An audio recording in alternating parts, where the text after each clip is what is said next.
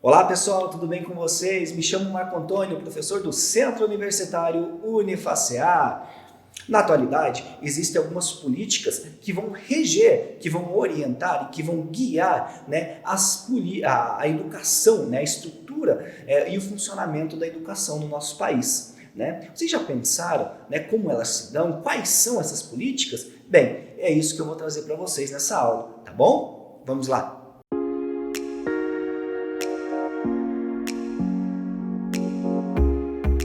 E aí pessoal, tudo bem com vocês? Tudo bacana? Tudo legal? Hoje nós trataremos das políticas educacionais no ensino do sistema de ensino brasileiro, primeira parte.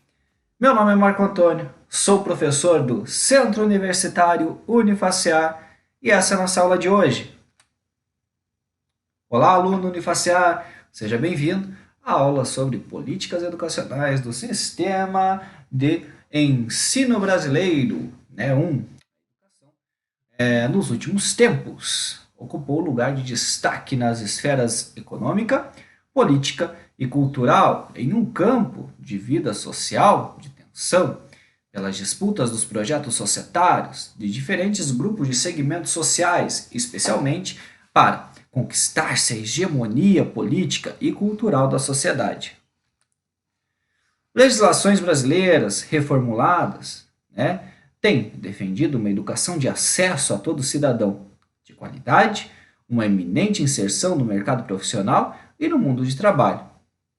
Mas nem sempre se tornam realidade esses discursos, não passando de meras ilusões e uma pseudo-educação.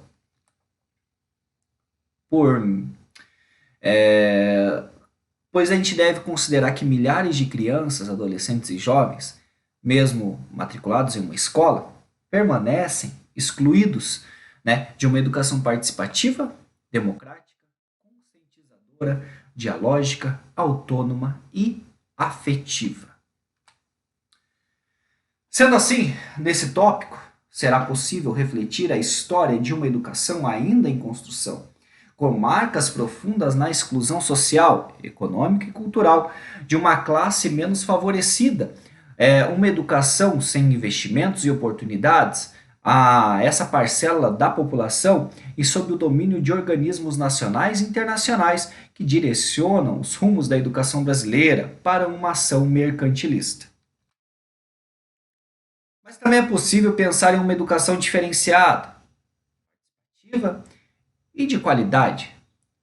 Essa será construída com um compromisso ético, com a paixão em socializar, os conhecimentos, a criatividade e a dinamicidade da construção de conhecimento pelos educadores.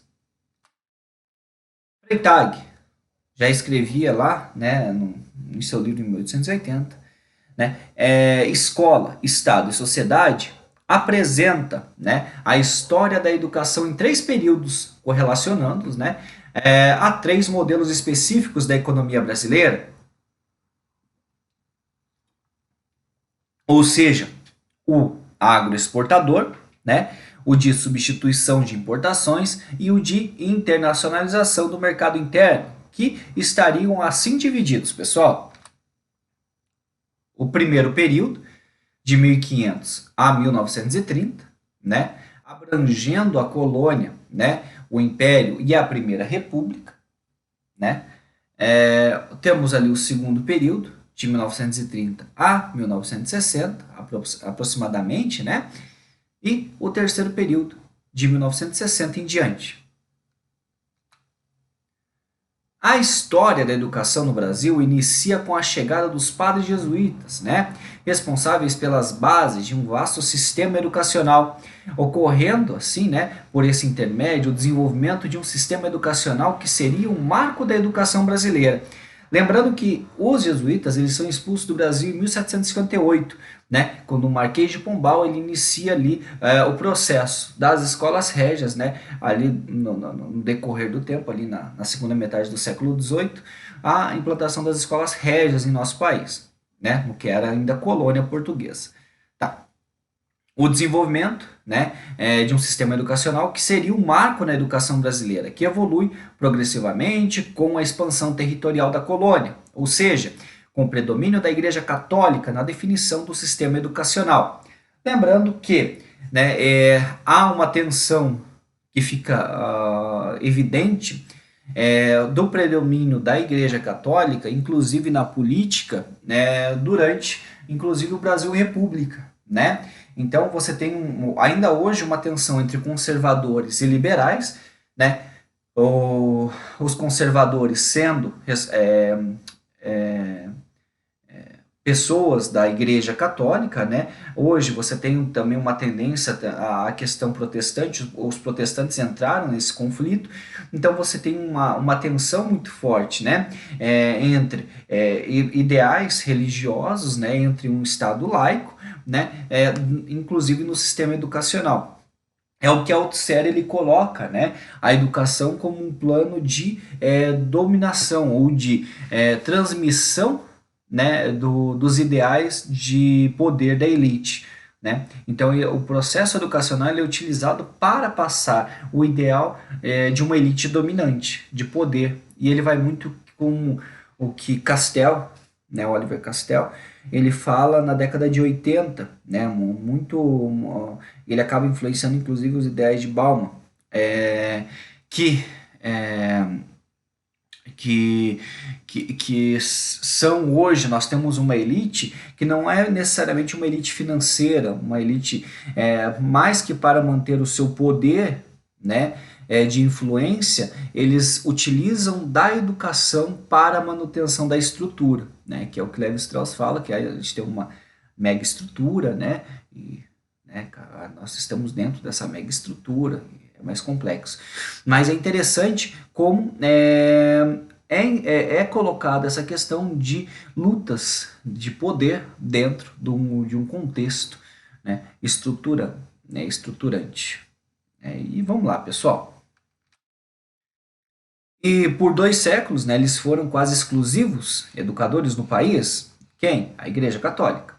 Dessa forma, a igreja divulgava o cristianismo e a cultura europeia nos colégios e seminários dos jesuítas, atingindo com, né, facilidade os objetivos da colonização portuguesa. Né?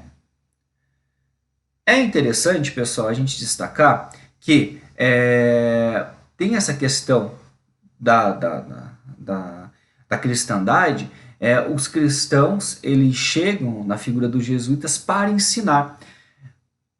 O Islã e as religiões de matriz afro, eles chegam nos navios de escravos, né? Navios que traziam esses escravos para cá, porque muitos dos escravos que vinham para o Brasil eram muçulmanos e tinham a sua matriz, né? Tinham religiões, né, de tribais ali, de matriz africana. Então, olhem a diferença, né? Inclusive depois, né, a missão francesa e tudo mais, que foram pessoas, né, o protestantismo também chegando na então colônia, mas com o ideal de ensinar. Enquanto você tem o Islã, né, e outras religiões de matriz afro chegando subjugadas já no país, né, na então colônia. Então notem, pessoal, como hoje nosso país é predominantemente cristão, né, e tem preconceito com outros tipos de religião, porque há uma questão muito forte geográfica, né, de imposição cultural, né, na colônia. Né? Quando chega-se esse primeiro princípio cristão, né, então muitas vezes, e é uma questão reflexiva, né, a nossa religião ou que nós temos de visão de mundo, ele é construído porque é uma questão geográfica, né? Ele é uma condição geográfica, né? De colonização, de pensamento, de imaginário coletivo. Beleza? Então, o modelo agroexportador implementado na colônia teve como função oferecer lucro à metrópole, né, sendo atingido por meios de produção de produtos primários como açúcar, ouro, café e borracha. Né? A economia brasileira né, brasileira estava organizada para produzir e exportar gêneros, né, de expressão econômica no comércio europeu. O objetivo da política portuguesa era alcançar grandes lucros por meio da produção da colônia, né, americana. Mas a produção para exportação dependia diretamente das oscilações do mercado, né, do mercado externo, né, comprometendo desastrosamente o desenvolvimento econômico da colônia. A estrutura social era formada basicamente por escravos, incluindo os trabalhadores, os senhores de engenho, os grandes latifundiários e os funcionários da coroa.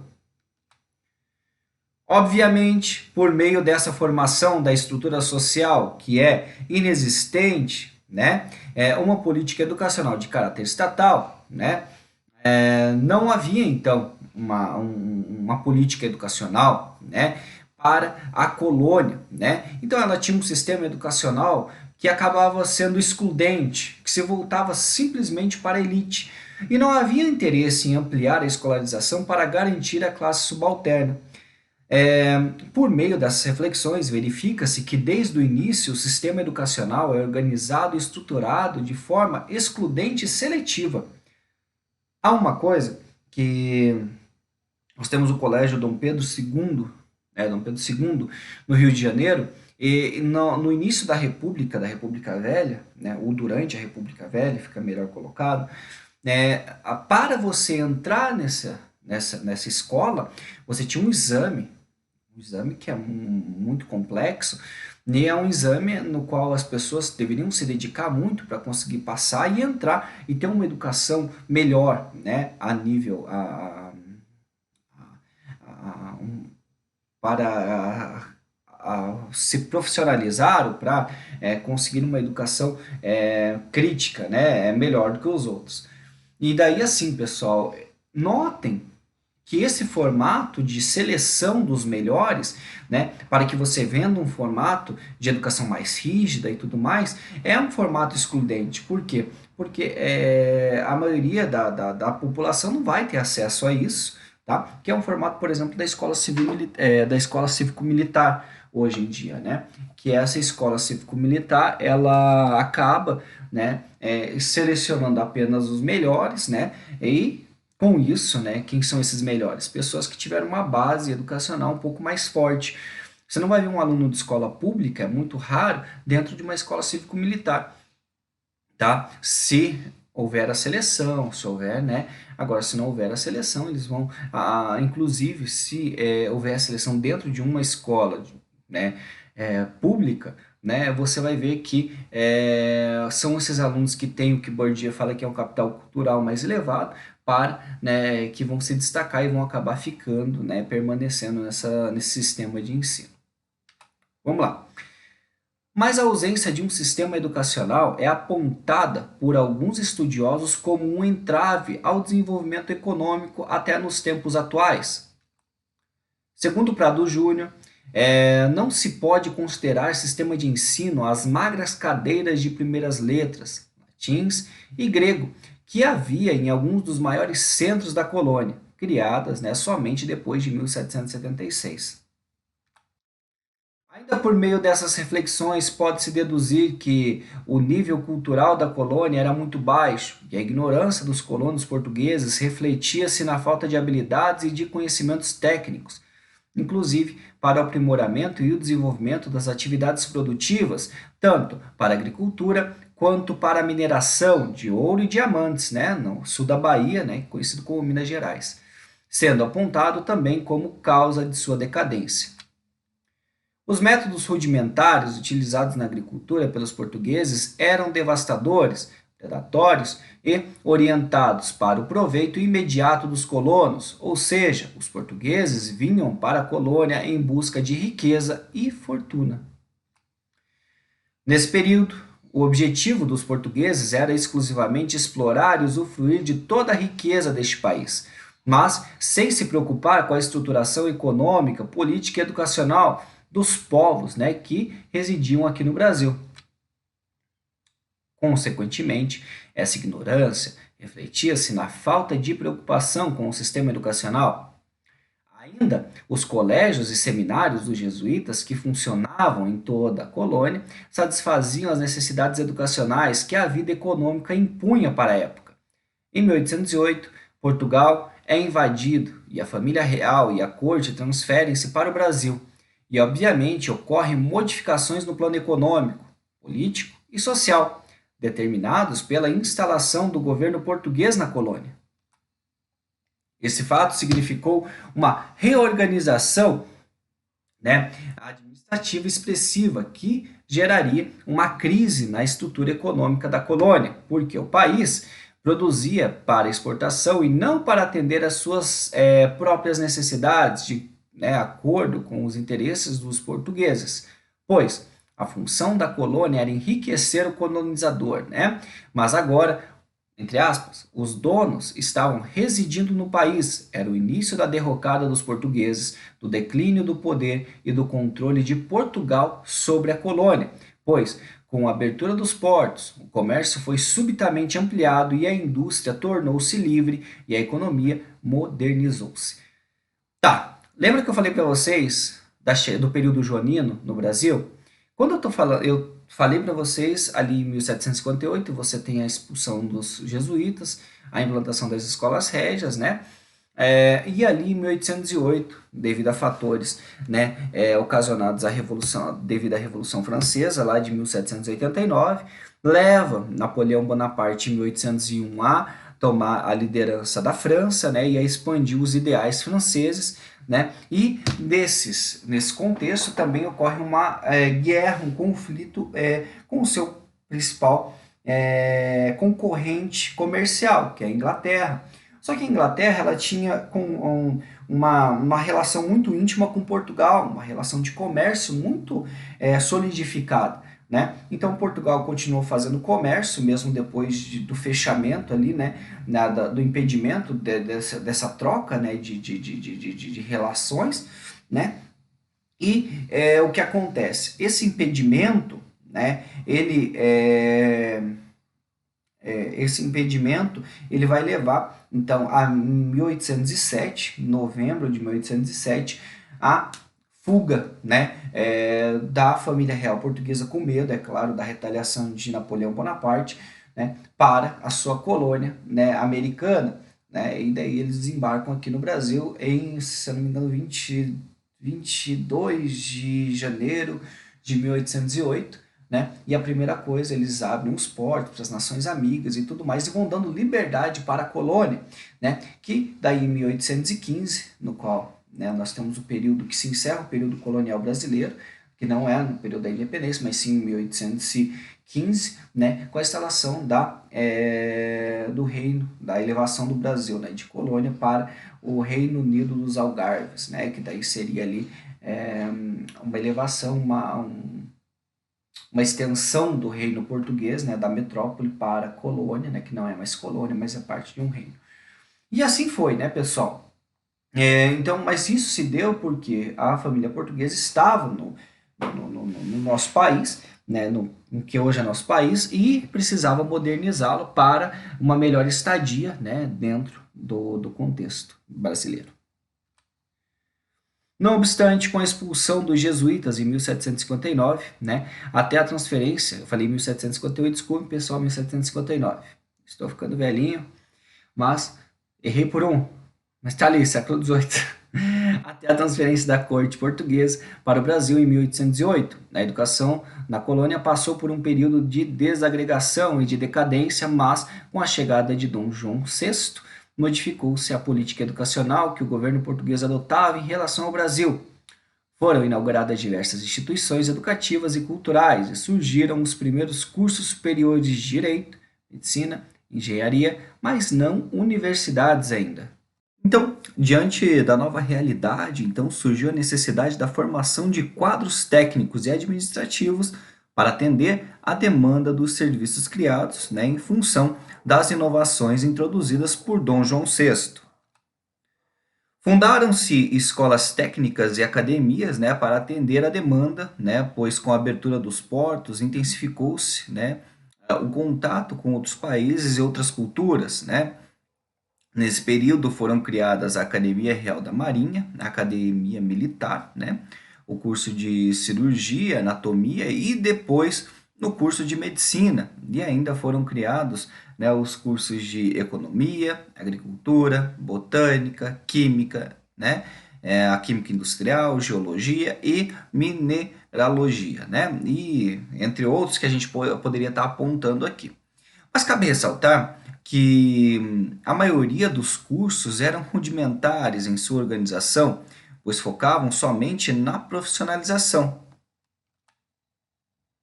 Em 1822, a partir da independência, surgiram novos ideais e a Assembleia Constituinte discutiu a importância da educação popular. E em 1827 foi determinada em lei a criação de escolas primárias em todas as cidades e vilas, né, mais populosas. Entretanto, essas leis não foram implementadas, passando em 1834 para as províncias, né, a responsabilidade da educação primária.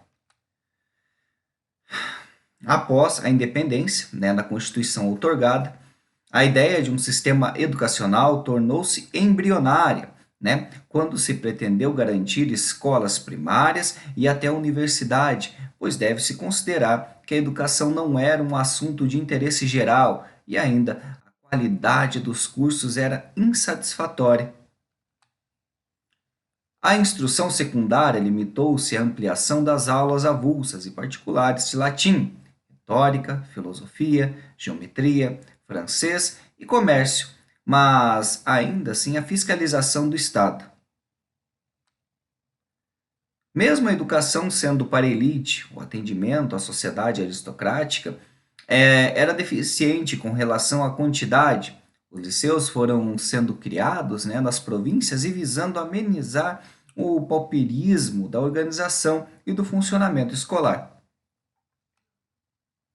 Em 1825, então, foi criado o Ateneu no Rio Grande do Sul, né, perdão, no Rio Grande do Norte, pessoal.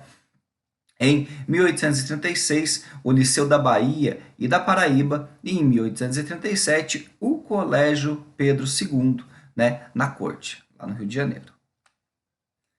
A desconsideração, né, com os problemas educacionais foi tão grande que se confirma com a lei de 15 de outubro de 1827, né, que teve vigência até 1946, né, como a única lei geral para o ensino elementar.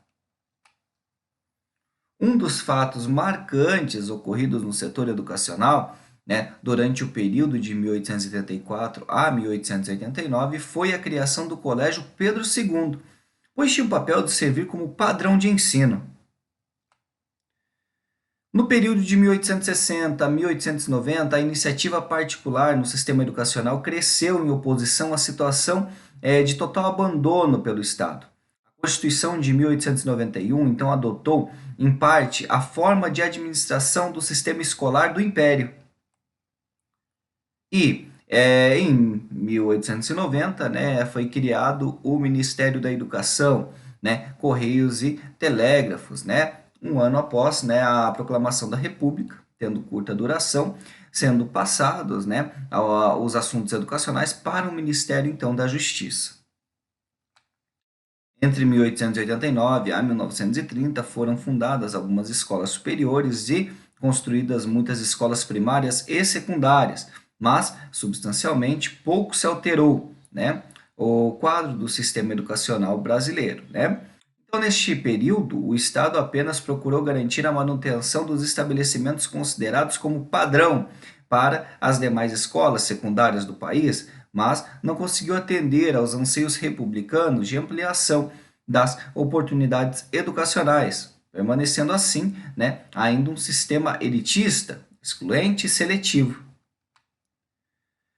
A expansão do ensino foi lenta e irregular, né, por falta de uma formulação da política educacional, e mesmo com a proclamação da República em 89, quase não alterou-se, né, esse cenário, mas houve somente investimento e expansão no ensino superior por meio da criação de muitas escolas para a formação de profissionais liberais, em atenção aos interesses de uma classe dominante para a permanência no poder.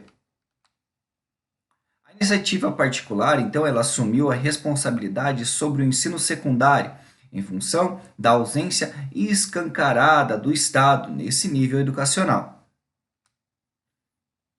As transformações ocorridas no setor econômico, político e social na Primeira República, então introduziram mudanças no setor cultural, pois a ideia de que a escolarização deve responder aos anseios das transformações sociais do século XX levou a um entusiasmo pela educação e o otimismo pedagógico. A preocupação com a ampliação da escola primária na década de 1920 foi então um ponto principal das reflexões e das discussões dos educadores e políticos. Assim, a política educacional começa a modificar-se após a Primeira Guerra Mundial, quando surge uma geração de grandes educadores. Em destaque temos Anísio Teixeira, né? Ocorrem nesse período várias reformas do ensino dos estados, na década de 1930. Surgem as primeiras universidades brasileiras e amplas, né, reformas do ensino nos demais níveis, consideradas importantes, embora decorrentes da implementação de um regime autoritário.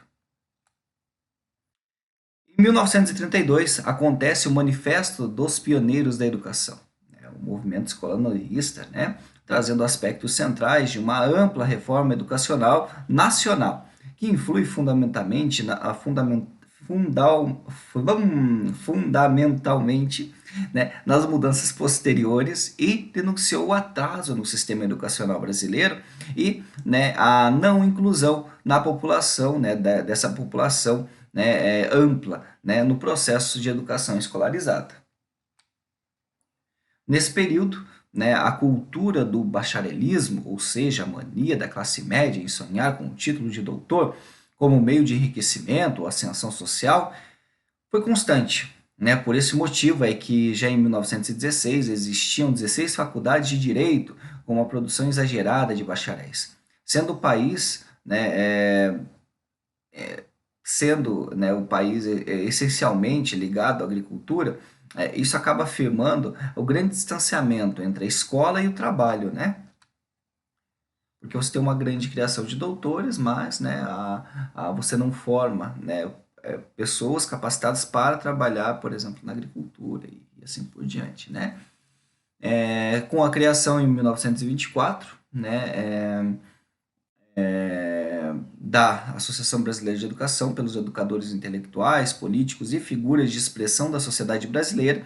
Então foi possível impulsionar as discussões, né, em torno dos problemas educacionais por meio desta organização, sendo promovidos cursos, palestras, semanas da educação e conferências, principalmente as conferências nacionais de educação, no período de 1927 a 1929. Então, foram realizadas 3 grandes conferências nacionais de educação, ocorridas em Curitiba, Belo Horizonte e São Paulo.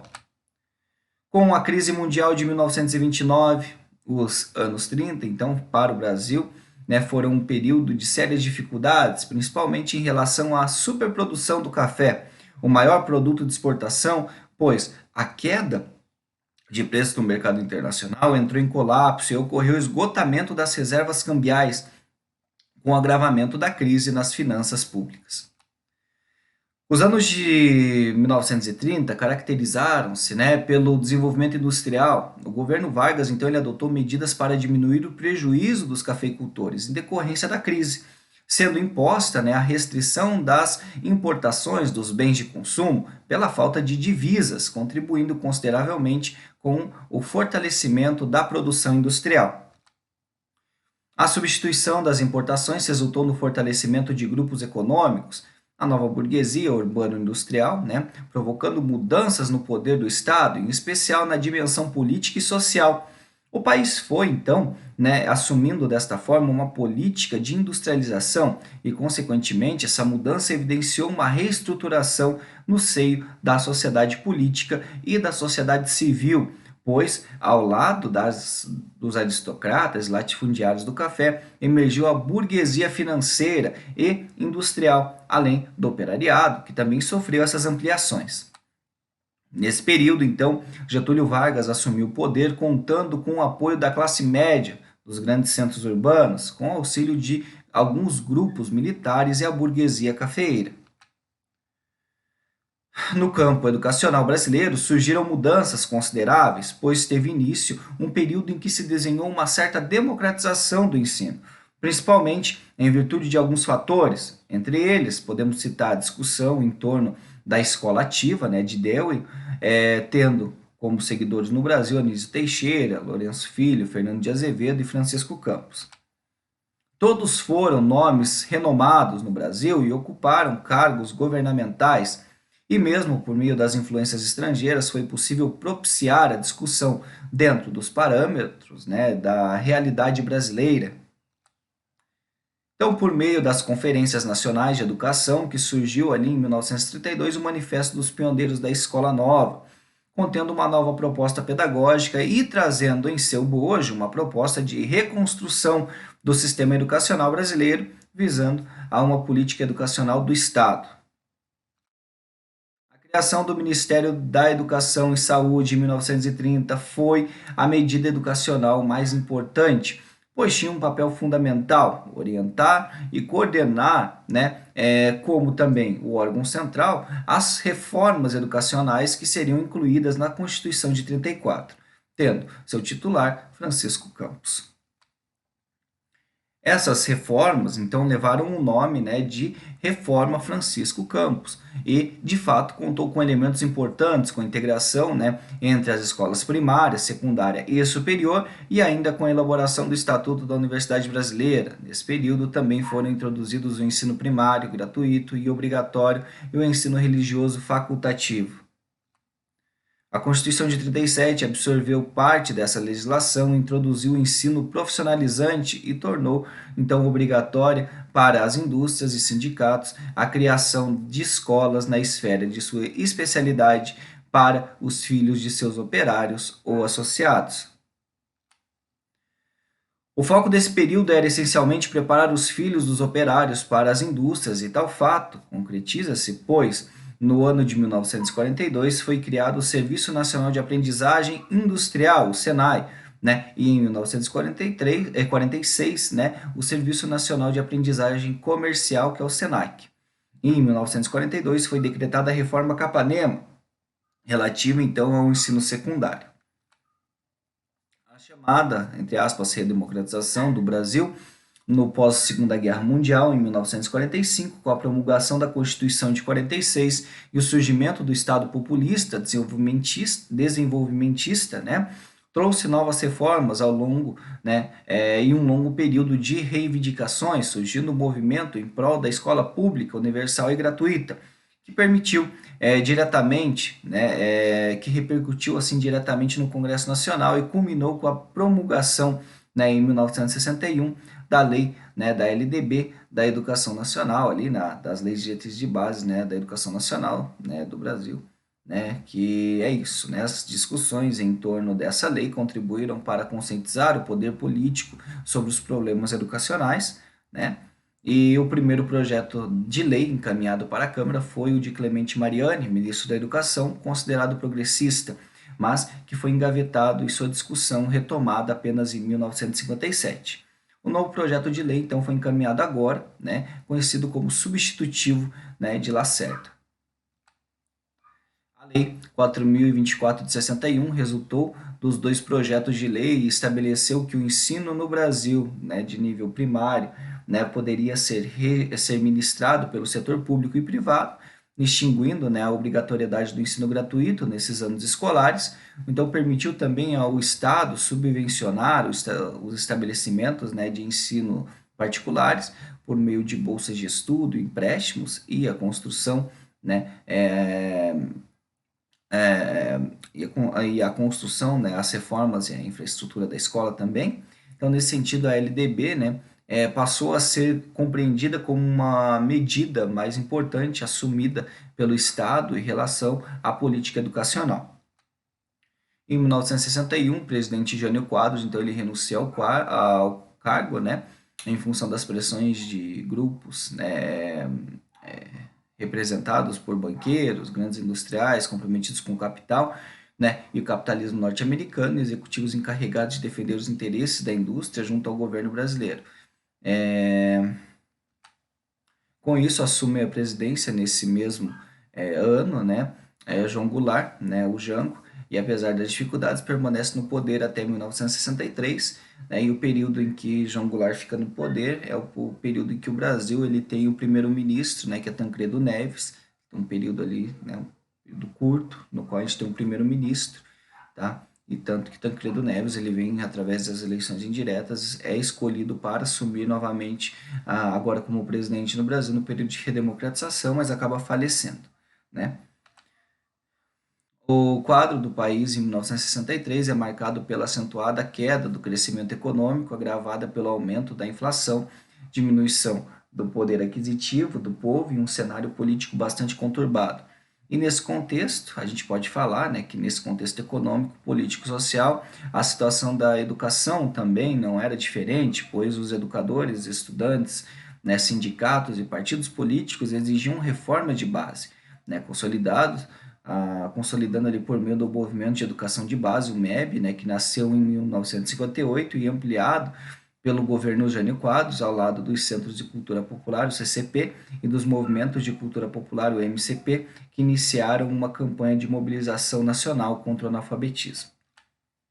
Esses movimentos foram marcados pela presença e interesse dos intelectuais políticos e estudantes, né, que favoreceram o engajamento do povo no processo de participação política e da tomada de consciência dos problemas vividos pelo Brasil no final da década de 1950. A partir de 1964, com o início da ditadura militar, o debate popular arrefece, né? Entretanto, o Estado amplia o sistema de ensino inclusivo superior, criam-se, né, agências de apoio à pesquisa e à pós-graduação, amplia o ensino obrigatório de 4 para 8 anos, então são promulgadas várias leis que introduzem reformas importantes nos diferentes níveis de ensino também. Despontava-se nessa época Paulo Freire como educador, imprescindível para o Brasil, principalmente como um novo método pedagógico de alfabetização e educação de base que visava a um processo de conscientização e da participação política por meio da aprendizagem das técnicas de leitura e também da escrita. O pensamento de Freire exerceu profunda influência, né, nos profissionais da educação, pois seu método fundamentava-se na prática pedagógica não diretiva, que consistia em passar o homem da condição de objeto para o de sujeito. Então, o período de transição do autoritarismo para a democracia, marcado por forças sociais presentes no cenário político da transição democrática brasileira, com as propostas educacionais no âmbito do Estado, as propostas educacionais no âmbito da sociedade civil, a Constituição de 1988 e a eleição direta para a presidência da República lá em 1989. Nesse sentido, evidenciaram-se as tentativas vigentes nesse período, né? Identificamos também o projeto hegemônico de política educacional no Brasil contemporâneo, representado, né, pelos ideários neoliberais, o que assinala a sua maturidade por meio da privatização do sistema, especialmente para o ensino de terceiro grau. A LDB, né, de 96, né, é a primeira lei geral da educação promulgada desde 61 e tem ampla repercussão sobre o sistema escolar. O governo então assume a definição da política educacional como tarefa de sua competência, descentralizando sua execução, né, para o Estado e municípios. O controle do sistema escolar passa a ser exercido, então, por meio de uma política de avaliação para todos os níveis de ensino, o que, para Demo, não se pode falar em inovações no sentido de ser a lei dos sonhos do educador brasileiro. Trouxe, sim, alguns dispositivos inovadores, permitindo avançar em certos rumos, mas para quem não quer mudar, permanece como está.